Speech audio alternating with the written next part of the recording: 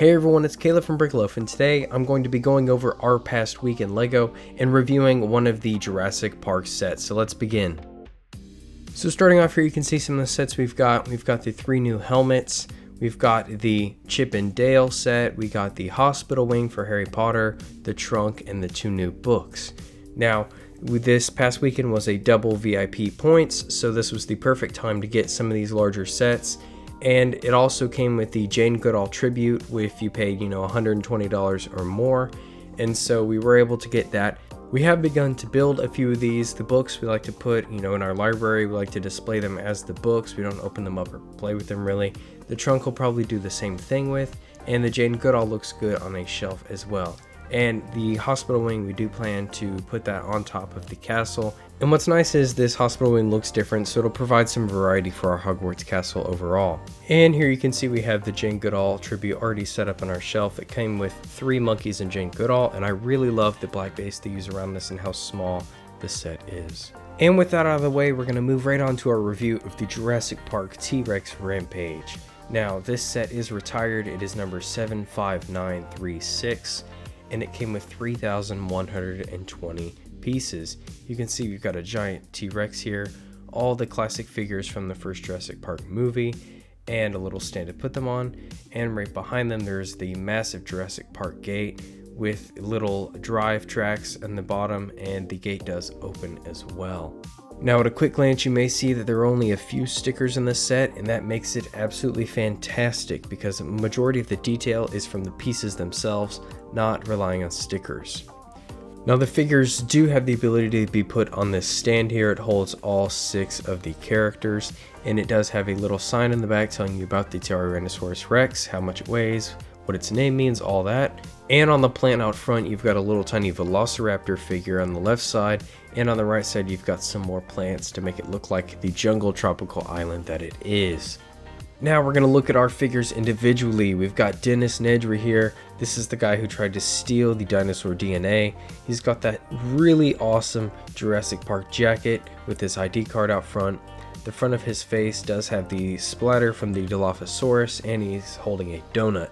Now the jacket and the face are unique to this set, and you can take the hair off, and the other side of his face is just kind of a mischievous grin.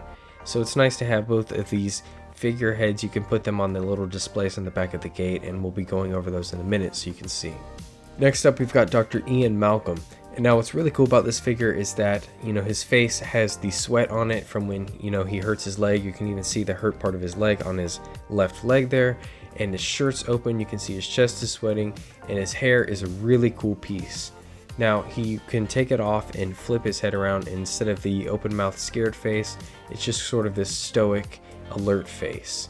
Like Dennis, there is a room on the back of the gate associated with this character with the table that he lays on, so that's really cool. I'll flip the gate over in a second and show you what that looks like as well. Next up we have Ellie Sattler, and this character is really cool because there's a lot of printing going on here. So you can see the legs are dual printed, but they also show the boots, the socks, her skin, and then her shorts, as well as the belt along the front. She's got a jacket on the front and back. You can see there are printings. You can take her hair off to reveal, instead of this smirk face, she does have a scared face on the opposite side. And just like the other characters I mentioned, she does have her own room. Next up we have Alan Grant, and this figure is probably the most basic of them all. He's got the plain tan legs. He does have a really cool blue shirt. I love that on the figure. And he's got a really cool hat, but it is a single-sided printed face. But it does look like the character, and I like that he comes with the Velociraptor claw, a reference to the beginning of the movie. And I think this is overall a really good character, even though it's a fairly simple design. Next up we have Ray Arnold, and I absolutely love the Jurassic Park lab coat he's got here. So he does have dual printed legs, and you can see that the lab coat drapes down even onto the legs. I love the tiny little Jurassic Park logo he's got on one side, his ID on the other, and then his classic shirt and tie. The front of his face here can either be a scared one, or you can turn it around and it can just be a regular smile. But I really love the torso and the legs of this character, and I think that the head is fantastic because it has the double-sided with very different emotions compared to others. And then finally we have John Hammond here. He's got a really cool shirt. The legs are just plain white, but he is holding, the spoon from his ice cream scene, which is on the back of the gate, and he has his amber walking stick. I also really love his unique face, and the hat is the same as the one that Alan Grant wears, but I think this character looks, exactly like the one from the movie, so no complaints there. I do wish there was a Robert Muldoon in this set, the guy who hunts the Velociraptors, but it's okay because they're 6 figures, and I think all of these are great choices. The set comes with 2 books, one for the T-Rex and the other for the gate. So we're going to look at the T-Rex here first. You can see it's got the tongue that moves up and down, and the mouth can close as well. This is really cool because you can pose the dinosaur however you want it in front of the gate if you're trying to display this on a shelf. It's got plenty of movement. The head moves, the tail moves, the arms on the front move, and the legs are on a kind of a hinge, so they move a little weird. Sometimes they can be, iffy. They can fall apart, they can bend too much, and it's hard to bend them back.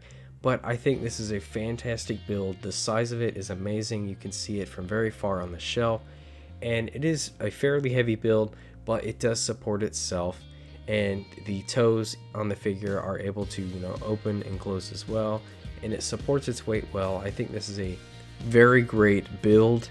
It is very structurally strong, and it looks fantastic in comparison to the gate. Now the gate itself is taller than the T-Rex, which is perfectly fine. You can see it's got all the flames on the front. It's got the giant Jurassic Park sign, the massive wooden doors, and the plants growing along the bottom of it. I love how they added little areas for the tire tracks as well as the track for the car to be guided along. And the doors do open and close by a simple little twisting mechanism. And up by the mechanism there are dinosaur eggshells, to kind of reference when Alan Grant finds the dino eggs later on in the movie. There are actually very many references to the movie. In fact, there are 6 rooms, which each reference a different part you may be familiar with. There's the Barbasol can. It's trapped in the dirt, like after when Dennis drops it and it gets lost. And I like how it's tucked in there, but I really think it's a great detail to add. There's the ice cream room from when John Hammond and Ellie Sattler sit down and eat dessert, even though everything's falling apart around them. There's the emergency shelter where John Hammond and Ian Malcolm hide out, and you can see the supply shelves and the table inside there. And on the other side, you can see the electrical room. There's a power switch, and you can see a little piece which is supposed to be Ray Arnold's arm sticking out after it's been eaten by the Velociraptor, and I think that's a fantastic and hilarious detail. The next room is the computer control room where you can put Dennis or anyone else, and it's got the computer screens with the swirling chair. And right above that is the hilarious scene of the porta potty. And this is a character who doesn't come with the set, but it's from the lawyer when he gets eaten by the T-Rex, which I think is why it's included, and I think it is hilarious. It's a small room, and they had a build for it that fits perfectly. I think that it is a great idea that they chose to utilize this area instead of just having it be, filler space for the front of the gate to be displayed. I like how they have it so that you're obviously going to display the front of the gate, but you can also turn it around and have some interactivity if you want to play around with it. Overall, this set is definitely in my top list of favorite sets, and I hope you enjoyed this review. Be sure to check out our Instagram page because we post plenty of smaller updates on there. And if you haven't already, please be sure to like this video and subscribe to see more.